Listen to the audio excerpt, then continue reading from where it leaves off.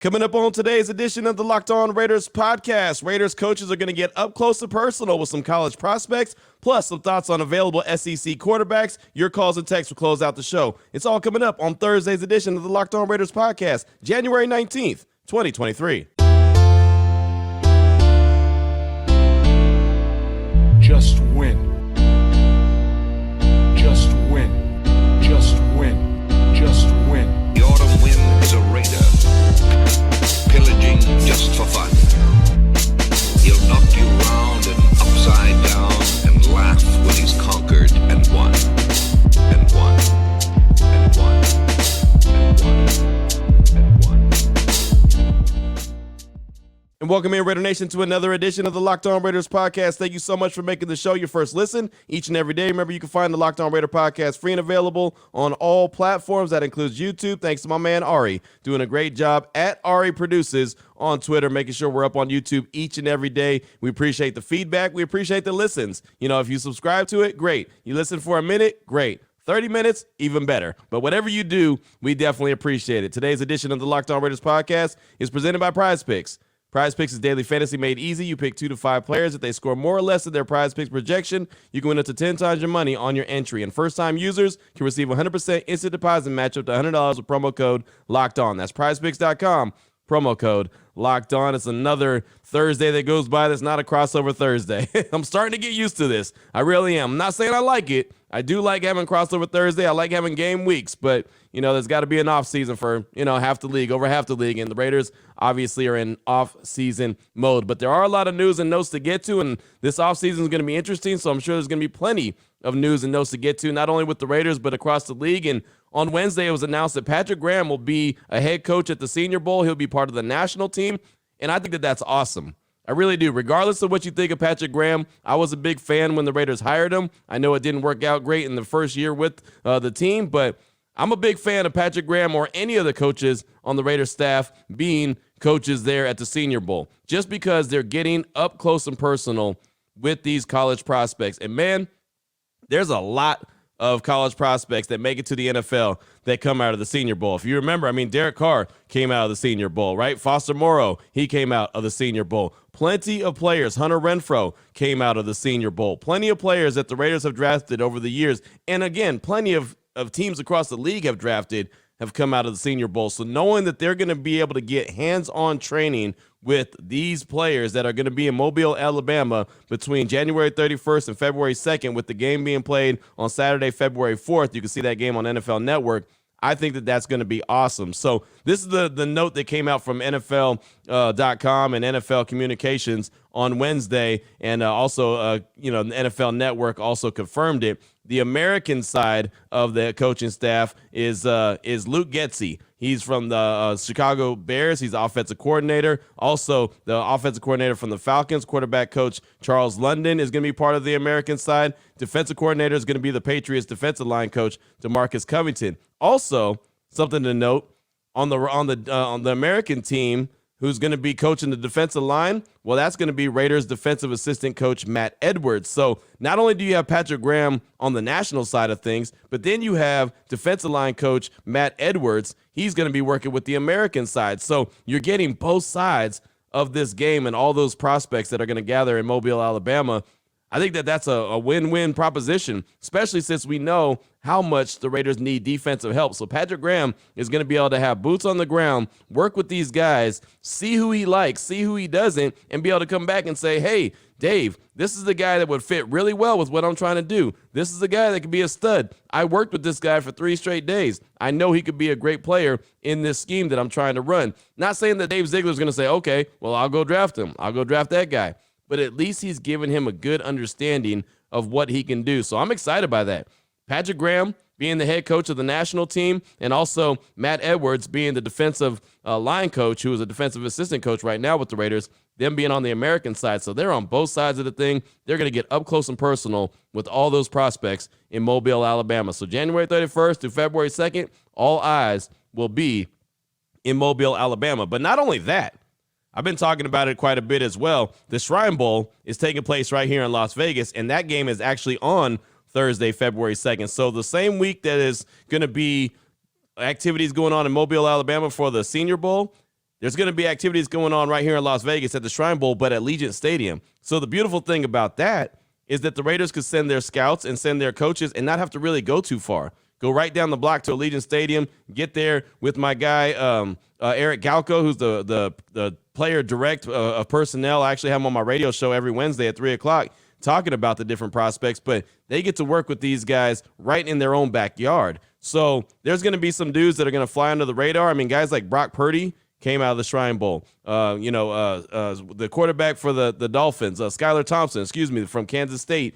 He was the quarterback for the Dolphins that last weekend, Super Wildcard weekend. He came from the Shrine Bowl. Tyquan Thornton, second-round draft pick for the Patriots last year, the speedster. He came from the Shrine Bowl. So there's some players that are going to be – hell, Tom Brady once played in the Shrine Bowl, right? I mean, there's so many different players that have come from the Shrine Bowl. So there's some real deal quality, maybe a little bit flying under the radar at times, guys, but guys that obviously they can play in the NFL. So the Raiders are going to have boots on the ground in Mobile, Alabama, and, of course, they're going to have their guys right here in Las Vegas at Allegiant Stadium as well. So I feel like two really big College Bowl showcases that really help get these guys prepared for the NFL draft is going to be right in front of the Raiders. They're going to have the opportunity to really capitalize and learn these guys up close and personal before it comes time to really get down to, okay, let's build the big board real quick. Let's look at the guys that we're thinking about and how can we go from here. So I'm excited about the opportunity, man. If you go back, just look. If you're curious, just go back and check out all the players that are in the NFL right now that came from the Senior Bowl. And even go back and look at the players that are in the NFL right now from the Shrine Bowl. And I think you'd be surprised how many guys are on Showcase. I know the Senior Bowl is probably the bigger name that most people are more familiar with, but the Shrine Bowl's put out some real deal players as well. Don't sleep on that. So I'm excited about both of them. I'll be at Allegiant Stadium. I'll be up and close personal with those guys that are going to be there the whole week leading up to the game, and then the game is going to be played on Thursday, February 2nd. I'm not going to Mobile, Alabama, but I am going to the Super Bowl that's going to be in Phoenix, Arizona, Glendale, in the Convention Center the whole week leading up to the Super Bowl. Will be in Phoenix, Arizona. So excited about that opportunity to be able to talk to a lot of different folks around the league there. So I won't be in Mobile, Alabama, but I will be very busy. Let's put it like that. And, of course, we'll have plenty to bring back to the Locked On Raiders podcast. One more little nugget that I wanted to pass along before we get into segment number 2 and start talking about some SEC quarterbacks, as I was kind of going through quarterbacks on Wednesday's show. This little note came out, and I saw it on Twitter. Final NFL penalty leaders for 2022. This is not a list that anybody on the Raiders wants to be on, but unfortunately, there's a member of the Silver and Black that is on this list. Greg Allman actually put it out on Twitter. Most accepted penalties in 2022. Number 1, Landon Dickerson from the Eagles, 13 penalties for 89 yards. Number 2, Donovan Smith from the Buccaneers, 12 penalties for 100 yards. Number 3, good old Jermaine Illuminor, offensive lineman for the Raiders, 11 penalties accepted for 78 yards. And then the Panthers and Kevin Dotson, Ikem Ikwanu from the Panthers, 11 for 76, and Kevin Dotson from the Steelers, 11 for 75, round out the top 5. But there's Jermaine Illuminor, or top 6. There's Jermaine Illuminor right there, and we all know, I remember throughout the course of the season how many times you saw a false start or a holding or some kind of penalty that eliminated a big play or eliminated a play altogether. Jermaine Illuminor can't do that. And he even tweeted out when he saw that tweet out there, he said, man, Greg's trying to ruin my Wednesday. That's something that if they do bring Jermaine Illuminor back, I don't think he's a starting guy as far as the right tackle position goes, but if they bring him back, he has got to clean that up in 2023. Those penalties are costly, man. 11 accepted penalties for 78 yards. And think about this. Those are accepted penalties, right? How many penalties did he get called for that weren't accepted? I'm sure there was plenty of those as well. So Jermaine Illuminor, good guy. He's fun to talk to in the locker room. He always is accountable. You know, he'll talk to us, win, lose, tie, whatever the case may be. He'll always make himself available, but he's got to clean that up. And I do think that the Raiders probably want him to leave as a free agent so they can pick up a compensatory pick, but they might end up re-signing him, maybe a 1-year deal, 2-year deal, and just bring him back as far as depth goes. But I don't think that they envision Jermaine Illuminor being a starting right tackle or being a starting offensive lineman for the Silver and Black in 2023.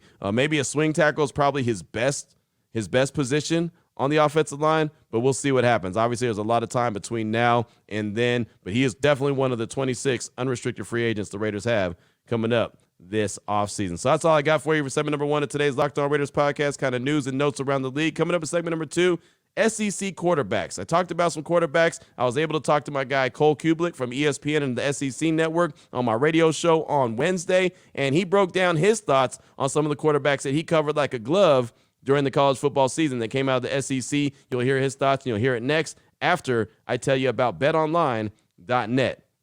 They're your number one source for sports betting information, stats, news, and analysis. You can get the latest odds and trends for every pro and amateur league out there. Of course, they got pro football. They've got college basketball, women's college basketball. They've got everything you could imagine. The NHL, yep, it's there as well. If you love sports podcasts, and obviously you do, you can find those as well at betonline.net. They're the fastest and easiest way to get your betting information on. All you got to do is head to the website today on your laptop or your mobile device to learn about more. betonline.net. That is where the game starts.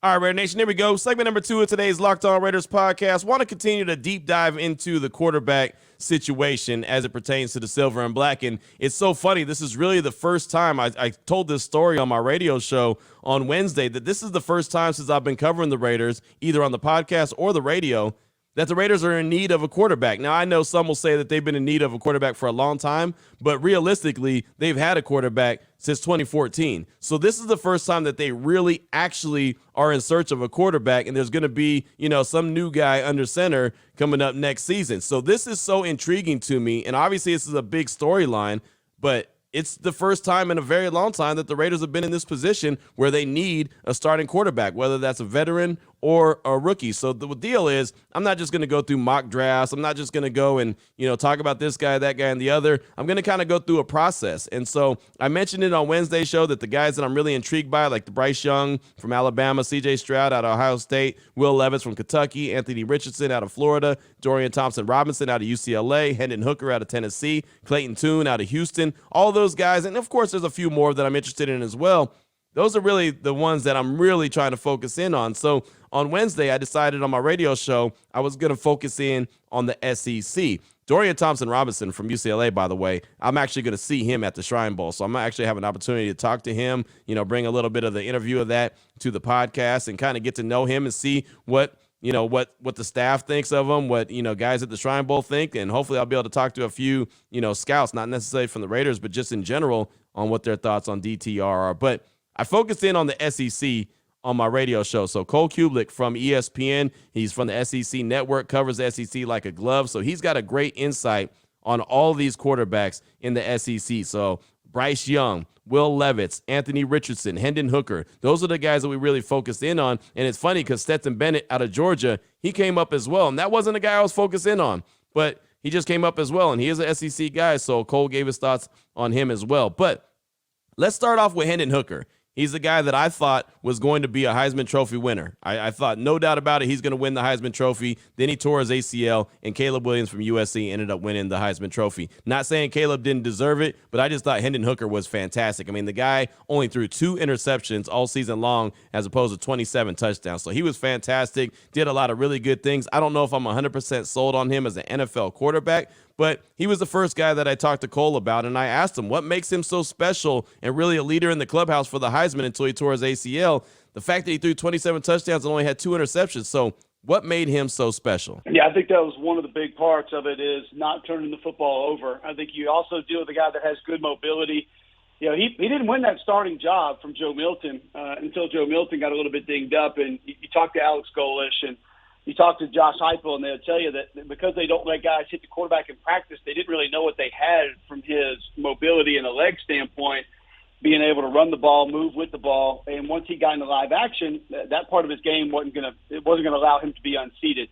I think the other thing that separates Hendon Hooker is the deep ball accuracy. I mean, he throws a beautiful deep ball, and he's extremely accurate with that deep ball. It's not one that I think he's just taking a chance on for a guy to go run up under it, or a guy to go grab a 50-50 ball. I mean, he knows how to drop it in on the guy's numbers. So I think you're looking at somebody who's going to be able to move around the pocket, somebody who can hit a deep ball, and somebody who, when you just sit down and talk to him, is as classy and dignified a young man as you're going to visit with. So I think there's going to be a lot that NFL teams fall in love with when they begin to spend some more time with Hendon Hooker. So there was Cole Cubelic's thoughts right there on Hendon Hooker, the quarterback out of Tennessee who tore his ACL, who was in my opinion, again, on his way to winning the Heisman Trophy. And so I asked him another question about Hooker, about the fact that, a lot of quarterbacks are talked about, and I know this happened with Bryce Young. This happened with Mac Jones coming out of Alabama a lot. Well, he's a good quarterback because he had all those weapons around him. So I asked him, is this a quarterback in Hendon Hooker that people are going to start saying, well, he was good, but he had all those weapons around him?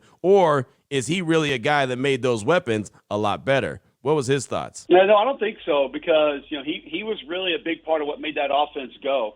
The quick ball distribution, the screen game. Tennessee, they run a little bit of that.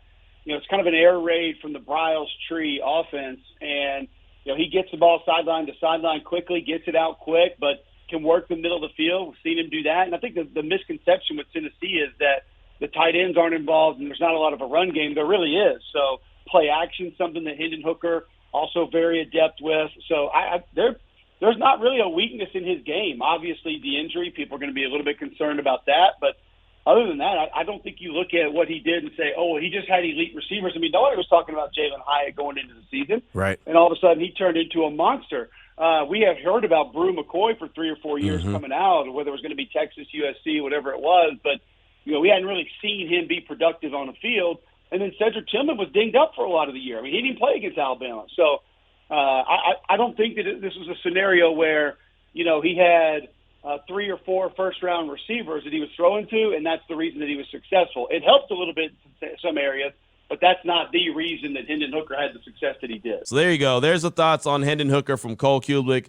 He's from ESPN, from SEC Network, does a fantastic job. He was on my radio show, Unnecessary Roughness, Raider Nation Radio 920 on Wednesday. We continued on, and Will Levis was another guy that's intriguing, right? He's a guy that didn't have a great season at Kentucky, but he's a guy that a lot of people believe could be a dude. But then a lot of people believe that he's so big, maybe he really isn't going to end up being a really good quarterback. So there's a lot of questions. So when we asked him about Will Levis, it was myself and Damon. He actually started talking about Will Levis and Anthony Richardson. Richardson from Florida. So here's Cole Cubelic's thoughts about Anthony Richardson and Will Levis as far as them being big athletic specimens. Anthony Richardson told me at SEC Media Days he's going to run in the 4.4s. The guy's going to be 245 pounds.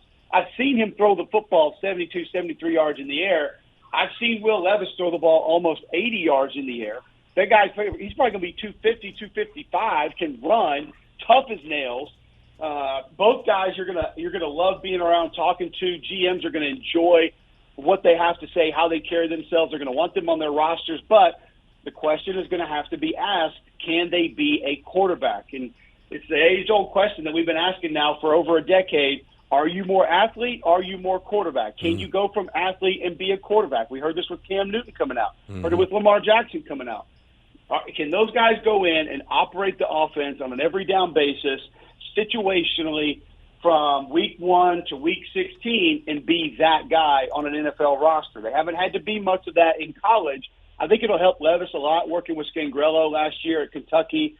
He had that West Coast offense, a lot of verbiage, very different for him. So that kind of experience, I think, will assist him a little bit. But both of those guys physically are going to absolutely – if I was Will Levis, I would go to the combine and do everything possible, and I would ask to do it twice, because he is going to be that kind of a physical presence at the NFL combine. When he throws, the other guys are going to be sitting there going, oh, man, I got to throw after this dude. Like, they're not going to want to do it. Like, that's how the ball comes out, and that's the kind of velocity that he's going to be able to put on the football. It's just there are moments when you wonder – is he just trying to play Superman, trying to play hero ball because he is so athletically gifted? So I found that to be pretty interesting, and now it makes me really want to kind of go and do a deeper dive into Will Levis. I think Anthony Richardson, I really do, gut feeling is he's the biggest boom or bust, right? This dude could be the most athletic cat out there.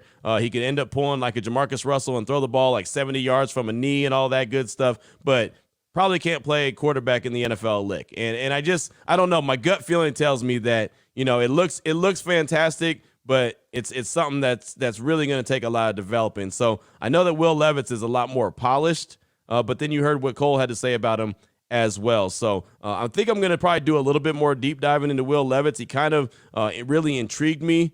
Can't wait to get down to, Kansas City when they have the draft in April, but leading up to the draft, and we really get to do a deep dive and talk to a lot of these draft analysts and, kind of get the good, the ins and outs, and really, like I said, deep dive on individual guys. But Will Levis is a guy that intrigues me as well. So finally, as I mentioned, Stetson Bennett, his name did come up. The quarterback out of Georgia, the two-time national champion winner, a guy that, most people didn't think would ever get onto the field, but all he did is go out there and lead Georgia to a national championship twice, back-to-back national championships. So, again, I didn't bring up Stetson Bennett. Cole actually brought him up, and it was talking about – actually, it was funny. The question was posed to him about Hendon Hooker and his age because he's a little bit older. He's actually a lot bit older. And then he started talking about Stetson Bennett and the concerns with his age, and then kind of provided a nice little nugget about him. So here's Cole Cubelic talking about Georgia quarterback Stetson Bennett. I think what you're looking at there is you're bringing someone in that probably is not going to have to be groomed as much to at least be ready to be on your roster. I don't know if Stetson Bennett's ready to step in and be an NFL starter right now, but I do think it's time to look past a little bit of the size and, is he big enough? Does he have enough arm? Stetson Bennett can make the throws. He really can. And I don't really care much about the stature. Here's what's wild about it. People are going to debate whether Bryce Young is going to come off the board at 1, 2, or 3. He's smaller than Stetson Bennett is. I've been next to both of them. I've talked to both of them, shook both their hands. Like, he's smaller in stature than Stetson Bennett is. And I think Stetson Bennett has just as good a mobility in being able to be elusive in the pocket or escape the pocket. So there will be strengths to his game that people are going to look at and say, yeah, he'll be valuable to us on the roster. Maybe not as a starter, but on the roster. And he's a guy that I think maybe you spend a little money on right now and say, well, he's old enough, mature enough to be able to come in and be the backup, and we're not going to have to worry about him learning the system or learning how things operate because he is of age. So there's his thoughts right there on the Georgia quarterback. And he makes it sound really good. And he said he can make all the throws, and he's got a little bit more size than Bryce Young does. I'll tell you right now, I'd take Bryce Young over Stetson Bennett any day of the week and twice on Sunday.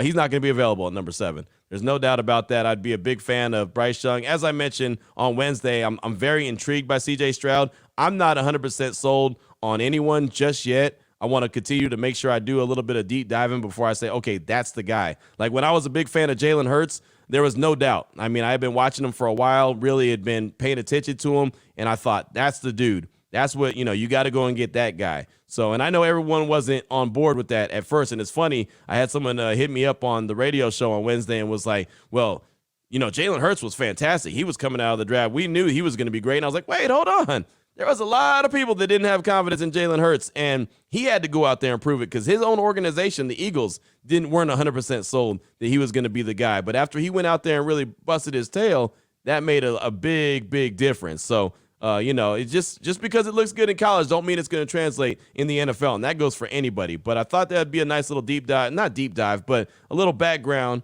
a little bit more information on Hendon Hooker, Will Levis, Anthony Richardson from Florida, and then also Stetson Bennett. Again, we'll continue to do more of this diving into the NFL draft as far as quarterbacks go, and I'll focus in on defense too because the defense is something that has to be addressed by the Raiders this offseason. If they don't build up that defense, it doesn't matter who's under center. They're not going to win a lot of games. I mean, it's really just that simple. So we'll continue to do that more. But I do want to hear from you, your thoughts, your calls and texts straight off that Locked On Raider podcast voicemail line, 707-654-4693. Before I get to any of that, though, I do want to tell you about Built Bar. I've been telling you about Built Bar for a very long time and what they bring to the table. And, well, right now, if you go to their website, built.com, everything is on sale. Everything is 15% off, so you don't need a promo code, but you can go and get anything that you really desire. And what I mean by that, I mean they have everything. They've got the OG bars, just a regular old Built Bar. They have Built Bar Puffs. They have marshmallow in it. They have Built Bars that are granola style. I mean, they have just about anything that you can imagine.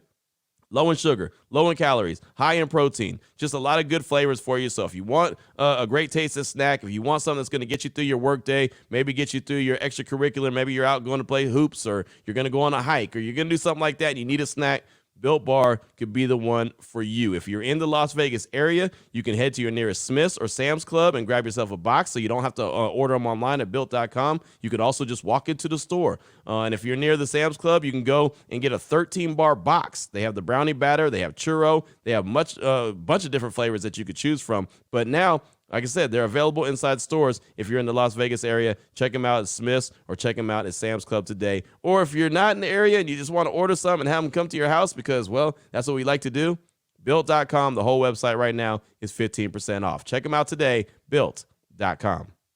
Here we go, Raider Nation. Segment number 3 of today's Locked On Raiders podcast. Your calls and text straight off that Locked On Raider podcast voicemail line, 707-654-4693. Let's start things off with Chef Nick in Colorado. He's calling to talk about the quarterback position, what he thinks the Raiders should do, and also why he doesn't feel sorry for Derek Carr, and we shouldn't either. Here he is, Chef Nick in Colorado. Hey, Q, this is Chef Nick giving you a call back from Colorado. Just listen to the show today. And first and foremost, you don't have to explain yourself to anybody. You're the most positive thing about this organization right now. You don't work for them, but honestly, I've probably watched maybe 2 or 3 games max this year because it's so bad, but I've listened to your show every day. So keep doing what you're doing. I don't think you're being insulting to anybody, especially Derek Carr. But one thing I wanted to talk about is there's a lot of people who are just like they're so apologetic for Derek Carr right now, and they're like, oh, poor Derek Carr, the poor guy had it so hard here. And I'm not here to bash him either, but think about that. He's our quarterback for 9 seasons when he's only been to the playoffs twice. As where other quarterbacks, Alex Smith, or even from Detroit now, who took the Rams to the Super Bowl, lost to Tom Brady, and they traded him, right? So all these other teams are getting rid of quarterbacks who are doing well for the franchise. Meanwhile, we have Derek Carr, who had 9 seasons with 2, decent seasons, and we still kept him. So why does everyone feel so bad for him? He has a ton of money, more money than we'll ever see. He was with the organization a long time and did have some stability in the middle section of that career. So I don't know, maybe I don't know what I'm talking about, but that's the way I see it. I also think that we do need to trade up in the draft this year to get a quarterback because we're not going to, be at the top of the list next year if things go right. And if things go wrong, then that's another story. But, that's all I got to say, and go Raiders. Thank you so much for the call, my man. I appreciate you and the kind words. I also appreciate that. And that's the thing about it, man. I know some people feel some kind of way, but Carr was around for 9 years. And in the NFL, that stands for not for long. That is a very long time. He got paid an exceptional amount of money. He's not hurting for money. His family's not hurting for money. His kids ain't hurting for money. Matter of fact, his kids ain't hurting for money, and they're not even born, right? And I know it's not all about money, but, I mean, the dude was, he was a hell of a quarterback for the Raiders. He did some really good things, but it's not like he worked for free. Right? I mean, he's a guy that, got paid a very nice amount of money to do the job that he does. Think about it, man. We're normal people. We go to work each and every day. A lot of times, most of us feel like our job don't appreciate us. And a lot of times we feel like we're very underpaid. That's the one thing Derek Carr can never say. He might think that his team was underappreciated him. He can never say that they underpaid him. That is for sure. And honestly, I think that this break is going to be good for him. I think it's well-deserved for him. I think that this is something good. He might end up pulling a Stafford, going somewhere and winning a championship for all we know. He can go to a really good situation. This is good for him. Anyone who's a big Derek Carr fan should be like, you know what? This is good for him. Let him have an opportunity to really shine, right? I mean, that's what – I mean, if you're really a fan of the guy, that's what you want anyway. What's best for him? Give him an opportunity to go out there and shine. I'm not mad at that at all, and I wish him the best. You're not going to get me saying a bad word about him, even though people think that sometimes I'm throwing shade at him. Not. Never have. I've always respected him. Always have respected him. So thank you so much for that call. I definitely do appreciate you. Next up, got a text from Ryan in Jersey. He said, hey, Q, it's Ryan from New Jersey. Love the podcast. I got a question for you. You say you don't want Brady or Jimmy G. You don't want to trade up for a quarterback. So who do you want at quarterback for the Raiders next year? I don't think it's realistic that Young, Stroud, or Levis or Will Levis falls at 7. So who's left as a realistic option to start at quarterback for the Raiders next year that allows us to compete? My opinion is sign Brady and draft Hooker. Let him sit, rehab his knee, and learn. Option 2 is ignore Brady, trade up, and get Young or Stroud. That's how you get a dude. You make a move for him. What's your thoughts? That's Ryan in Jersey, and thanks for the call. And that's the thing about it, man. Like, the whole Brady thing, I see how it ties in with each other. I said on Tuesday I didn't want to overreact to one game like we saw on Monday night against the Dallas Cowboys where he just didn't look very good. What concerns me is he looked like he didn't even want to get hit. And we know that right now the Raiders' offensive line is not solid where he's going to get pressure. He's going to get hit. So my thing, and I've said this a long time ago, if Brady ends up being the guy, to me, the two things that signifies is that the Raiders have made a dedication to making their offensive line solid so he doesn't have to worry about having to run around the yard and escape pressure. And 2, they're providing him a solid defense, something that they haven't done in a very long time, something they should have already done. So that's what would make me excited about Brady. If he signs, to me, that means that he thinks he can win and the team has done what it takes to put a winner around him. That would make me excited about that. I don't think Brady's going to come to Vegas if they don't address those issues, which is the defense and the offensive line. Jimmy G, I think that that's really a lateral move. I know he knows this system, but he's so injury prone. I just don't think he's going to be available. And I always say the best ability is availability. If a quarterback drops to him at 7, I would love to see them go and get a guy. Like if a CJ Stroud dropped to him, I'd love to see that happen. I just don't think that this team right now can afford to trade up. That's why I said I don't think that they should trade up, because if you trade up, you're giving up extra draft capital to have that ability, and you might be giving up draft capital this year and next year. That's the big concern. They've got to build this team. So, you know what I mean? Like, it's a damned if you do, damned if you don't. I honestly don't have the right answer. I don't have pinpointed like who I think the right guy is going to be. Again, this is the first time I've ever had to worry about a quarterback search in my whole time covering the Raiders. Not my whole time being a fan of the Raiders. If you just take my podcaster and radio guy off, my hat off, and just go into being a fan, well, that's a different subject. Actually, I was a guy that pounded the table and wanted Derek Carr in 2014, but I wasn't doing this show in 2014. So there's no evidence of that. I was actually only on ESPN Central Texas at the time. So, I just, there's so many things. I think that you can get a guy maybe later in the draft, like you said, a Hendon Hooker. He let him sit. He's a guy that obviously is already older, but let him rehab that knee. He possibly could be a really good fit in Josh McDaniels' offense. He's got a really good deep ball. He didn't turn the ball over very much at Tennessee. He comes back healthy after sitting behind somebody for a year or two. It very well could end up being Brady. It very well could be Jimmy G, even though I wouldn't be a huge fan of it. Hell, I mean, there's an outside chance it could be a guy like Aaron Rodgers if the Raiders were to decide to get freaky and go and make a trade for him. I thought the trade for Devontae Adams was never going to happen. Well, a year later, we're talking about a 1,500-yard season and 100 catches for Devontae Adams. So there's that, right? I mean, there's a lot of different options that are obviously out there that we probably haven't even discussed. I don't want to just jump at, one name because it's a name. Like, oh, yeah, go get me Brady. He's got 7 rings. Like, yeah, he has 7 rings, but is this team ready to win? Is he going to be able to help this team get where it needs to be? There's so many questions. So I know that that's probably a roundabout way of answering your question, Ryan. It's a very good question. I just don't have a solid answer right now. And I mean, the good thing is it's January 19th. We have some time to still work on it and figure it out. The new league year doesn't even start till March, so there's still some time. Believe me, I got the thinking cap on. I know you don't ever see me with a hat on if you're watching on YouTube, because I got to make sure I got to keep those waves tight. But my thinking cap is on. I promise you. Thank you so much for that text. Up next, got a call from TK in Phoenix. He's calling to talk about the quarterback carousel that the Raiders had pre-Carr, and also speaks of the fact that he feels the Raiders did Carr dirty. Here he is, TK in Phoenix. Hey, this is TK calling out of Phoenix, Arizona, repping for the Raider Nation. Look, I know it's a long shot of me even ending up on the podcast, man, and I was not even going to call, but you know what? I got to keep it real. Like a lot of folks on here, I feel like might not be long-term fans to see the carousel of quarterbacks that you talked about, but I don't like the way it gets downplayed, the lack of consistency that Carr ever had. Like, on top of that, 0 help on the defense. 0 help. Our defense has been bottom tier even when we had Khalil Mack. So everybody who's jumping on the Brady bandwagon thinking he's going to be our savior, not if we don't get an offensive line and not if we don't have a defense, because Tom Brady is not the savior of any team. The success he had with the Patriots came from Bill Belichick and his genius defensive mind. Tom Brady had a number 1 defense built around him throughout all his success. Tom Brady had consistency at the coaching position. Tom Brady had consistency from his organization. Carr didn't get none of that from the Raiders. Carr got to be this golden boy that when times were low, everybody just spat on him. You know what I mean? And he still stayed the true character that he is. So respect that man.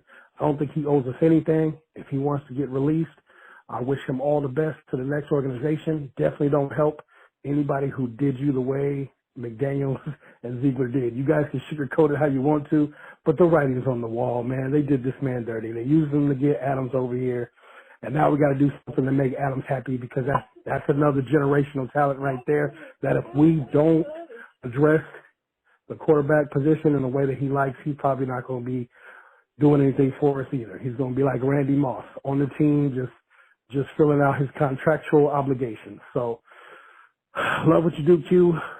Thanks for being my first listen. If this makes it to you, then awesome. If not, man, you have a blessed day. TK, thanks for the call, my man. And I got a lot of respect for Carr. I mentioned that earlier. I mention that all the time, actually. I wish him the best.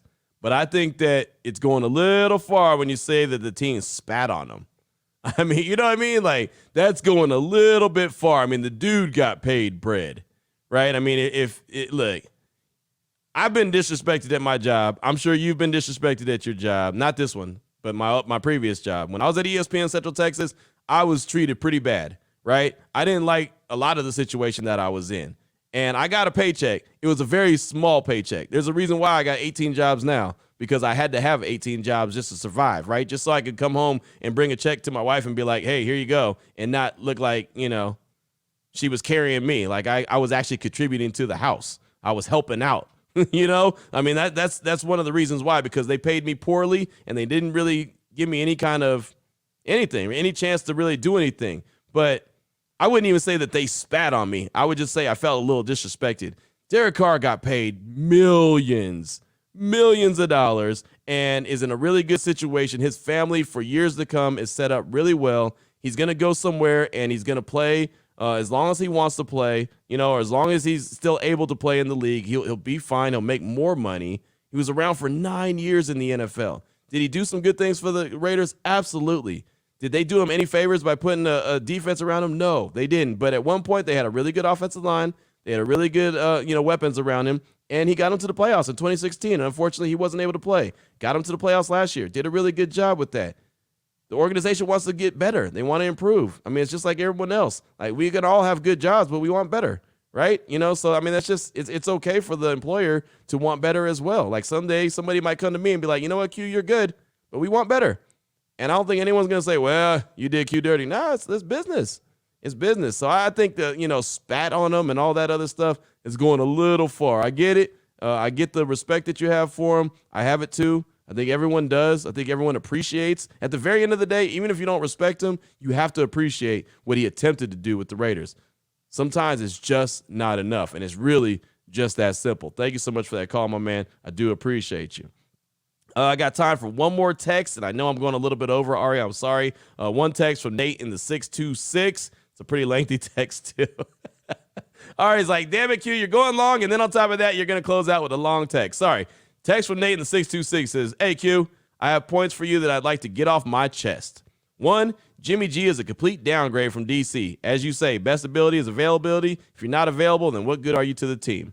2, heavily invest in the defense. Defense wins championships, and it would be foolish to keep investing in our offense, saying that we've been at the bottom of the barrel in regards to our defense for the last 10-plus years. Furthermore, I think Patrick Graham is not the guy. Push for a guy like Wade Phillips, who stated a few seasons ago that he would like to be in Las Vegas. Also, what do you think of going after Jalen Ramsey? 3, we need a car thief, not a choir boy for a quarterback. Whether that is Brady, Stidham, or a rookie, I'll back anyone who has that will to win. 4, this one is for the fans and the civil war going on in the community. We need to come together and start creating our culture as a fan base in Las Vegas. I also miss Oakland, but we need to build a bridge, get over it, and create a new environment in Las Vegas. I myself will be attending at least 6 of the 8 home games this new season. I understand that many opposing fans will come to Las Vegas as it's the place to be, but there is no way we can keep letting our stadium continue to be a home away from home for other teams, especially for the Chiefs and Broncos, both of which I have a place in my heart where my hatred runs deep. There's nothing more satisfying than a Chief, Charger, and Bronco losing season. Again, that is a really lengthy text from Nate from the 626. Thank you for that text, my man. I appreciate you, and I agree. Invest in the defense. They got 11 draft picks this upcoming draft. I would love to see them go the majority of that defense. You're right. They haven't invested in it in a very long time. Jimmy G, I agree 100%. It's lateral, and Jimmy G is a liability when it comes to availability. As far as a car thief, not a choir boy at quarterback, I just want a dude. I don't care if he's a nice guy or not. I just want a dude that goes out there and he can play with the best of them, right? I mean, when he steps on the field with a Patrick Mahomes or a Justin Herbert or a Josh Allen or a Joe Burrow or a Lamar Jackson, he's not looked at as a massive downgrade. Because I'm sorry, as much as I have respect for Derek Carr and I thought he was a good quarterback, anytime he stepped on the field with any of those cats, everyone always said how much of a lesser quarterback he was. That's not my words. That was theirs. So don't get it twisted. I'm not calling him the lesser quarterback. I'm just saying what the narrative was. I would like the narrative to say, wow, this is going to be a fun game. Two great quarterbacks, similar to what we're going to see this upcoming weekend when the Bills and the Bengals square up. Josh Allen versus Joe Burrow. Like, that's what I want. I want them to be able to say, oh, man, the Raiders got that quarterback. This is going to be fun. Herbert versus that guy. Oh, that's going to be a fun one. That's what I'm talking about. Again, no disrespect to Derek Carr at all. I hate that I have to clarify that all the time, but I know somebody will run with it if I don't. So, yeah, that's it. And as far as fans coming to Las Vegas, look, I wasn't a big fan of the Raiders leaving Oakland at all. I wasn't a big fan of me coming to Las Vegas. My first goal was to go back to the Bay Area and work for 95.7 The Game. And the only reason that I didn't, well, there's multiple reasons. One, because my mom lives out here in the Las Vegas area. But two, the Raiders were coming out here and it just made sense. So I got over it as well. As a Bay Area guy, I got over it and was like, you know what? Hell, Las Vegas it is. Let's make it happen. Beautiful stadium, beautiful facilities. Now just would like to see a beautiful championship held up. And Raider Nation, it doesn't matter where the Raiders play. It doesn't matter if it's Oakland, L.A., Las Vegas. It's always about the Raiders. It's always about the silver and black. It's always just win, baby. It's always commitment to excellence. I don't care if they played on the southern tip of Africa. I think we'd all still be Raider fans. So at some point, I know all of Raider Nation will be on board, or I believe all of Raider Nation will be on board with Las Vegas. But, there's still some that are slow to the party, and that's okay. Just hoping at one point that, the Raider Nation could really embrace the city of Las Vegas, because it really is an awesome place to be. So that's really all the time I got. Ari's like looking at the clock like, that's more than the time that you got, Q. You're way over time. So I apologize, Ari. I won't go real long tomorrow. I appreciate you. You can find Ari on Twitter at Ari Produces. You could tweet at him about my length of the show, and he'll probably tweet back that Q knows better than going that long, but that's kind of what I do at times. So Raider Nation, thanks so much for making the show your first listen each and every day. Remember, you can find it free and available on all platforms. Tomorrow, we'll have a real special show as we close out the week real strong, head into the weekend, and get ready for a whole nother week of conversations about the Raiders and how they continue to build the roster and what they need to continue to do as they move forward this offseason with the silver and black. It's going to be a fun one. It's going to be an interesting one. Until tomorrow, Raider Nation, take care of yourself, take care of your family, love on your family. Most importantly, as always, just win, baby.